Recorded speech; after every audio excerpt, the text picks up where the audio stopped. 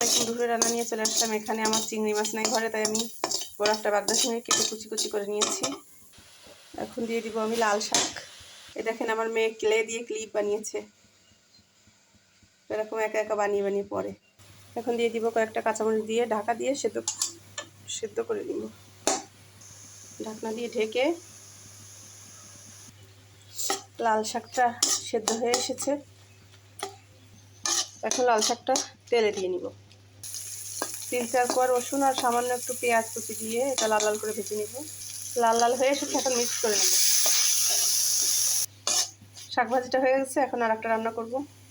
আমি এখানে একটা প্যানে তেল গরম করে দিয়ে এখানে মাছ দিয়ে দিচ্ছি একে একে। মাছগুলো ভেজে নেব। মাছগুলো উল্টে দিব।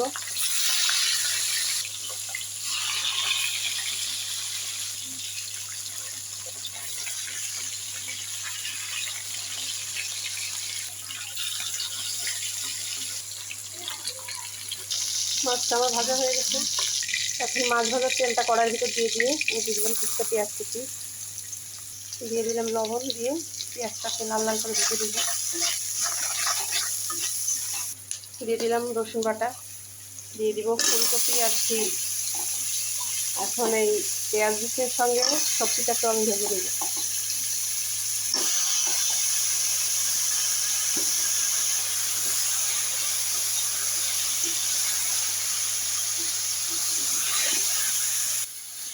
ফুলকপি আর শিমটা কিছুক্ষণ নাড়াচাড়া করে মশলার সঙ্গে ভেজে দিব। পাশের চুলায় গরম পানি বসিয়ে দিয়েছি, গরম পানি দিয়ে কষিয়ে নেব, তাহলে ফুলকপিটা সিদ্ধ হয়ে যাবে।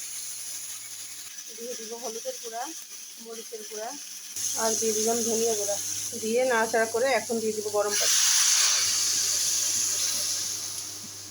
এখন ঢাকনা দিয়ে ঢেকে সেদ্ধ হওয়া পর্যন্ত কষিয়ে নেব। এর ভিতর দুধ আলা ভাই এসে দুধ দিয়ে গেল।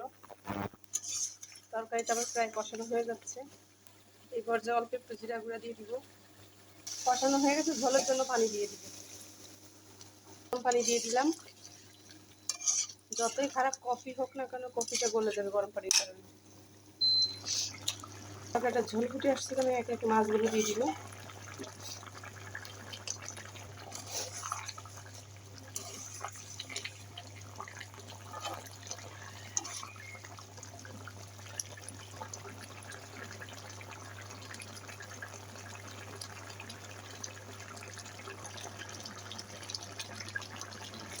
রান্নাটা আমার হয়ে গেছে। আল্লাহ হাফেজ, সবাই ভালো থাকবেন।